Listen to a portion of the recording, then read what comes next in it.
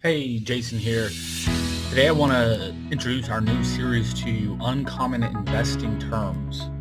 Uncommon Investing Terms, our new series. In this series, we're going to be talking about, of course, uncommon investing terms, why they're important for you, what they mean, why they're important for the investment analysis, how you can gain a huge advantage in some cases knowing what these mean, how you can avoid potential red flags by knowing what these mean and what these show for companies. You'll learn all that and more in this brand new series. Hey, Jason here. In this episode of Uncommon Investing Terms, we are going to finish our little mini series on write-downs and impairments by I'm going to tell you what the difference is, the main difference is between write-downs and impairments, because they are, as we talked about in the last two videos, they're very similar. So I want to talk about the main differences in this video. Okay, so I'm going to bring up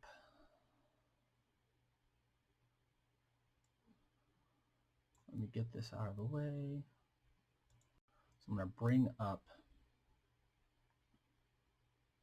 Quora. I did a Google search to find the kind of specific definition of the difference between write-downs and impairments, because frankly, I don't see much of a difference. I know there is a difference, but as a person who doesn't care about the actual accounting definitions very much of things, to me, they pretty much mean the same thing. So for you, I wanted to look it up and see what the main difference is. And there's one main difference. They are both, to recap, and again, the videos are below if you want to watch the videos for write-downs and impairments and a specific example of how write-downs and impairments can affect valuation of a company in a massive way.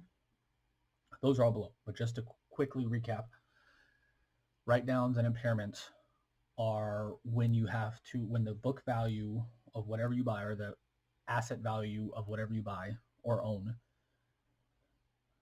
is impaired or needs to be written off, it's lower than what it is when you bought it or acquired it. And on the book value, on the accounting definition, you have to list things at what you acquired them at. So that's the book value. It doesn't matter if it goes up in price, XYZ, let's say it goes up in price 300%, it's still at the book value that you acquired it as. But if it goes down in value, you have to impair or write down the value. So essentially you're destroying book value when you write off or impair something.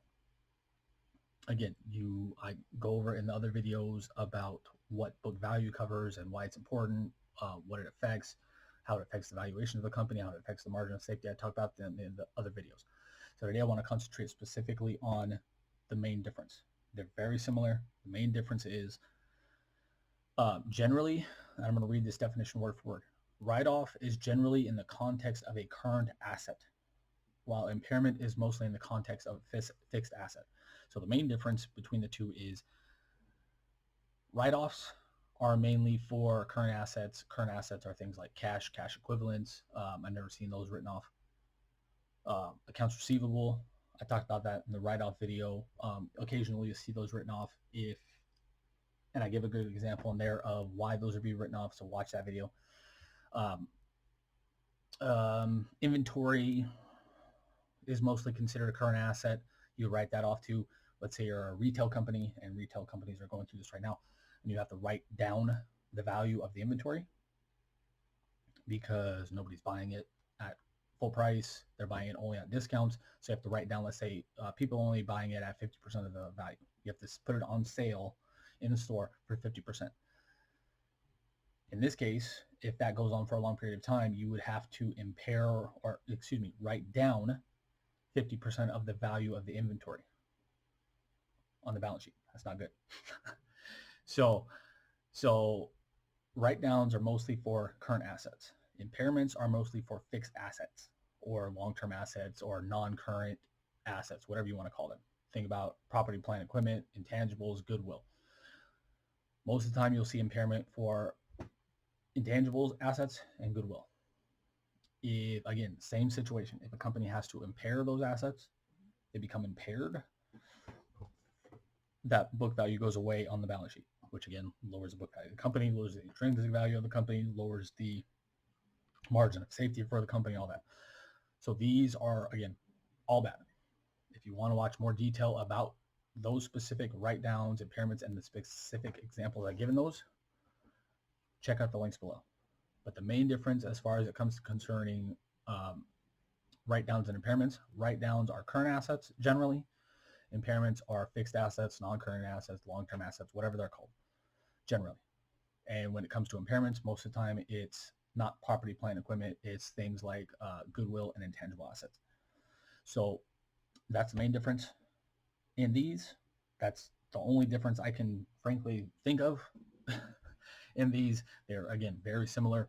And I had to do some Google searching just to find differences. And I found this via Quora. An answer, a tax person on Quora answered this question about the main difference between those assets or those terms.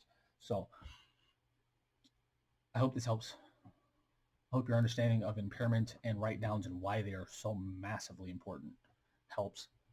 I hope it helps you spot potentially massive red flags, because usually when you see these, it's due to massive potential red flags. So that's why we're doing this series, Uncommon Investing Terms, to help you kind of spot these things, spot potential major red flags, spot potential upside, hidden assets.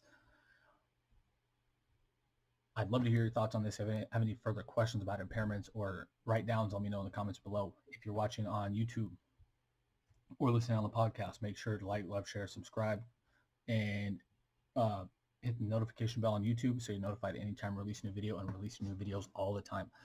Thanks for watching. Have a great day. Talk soon.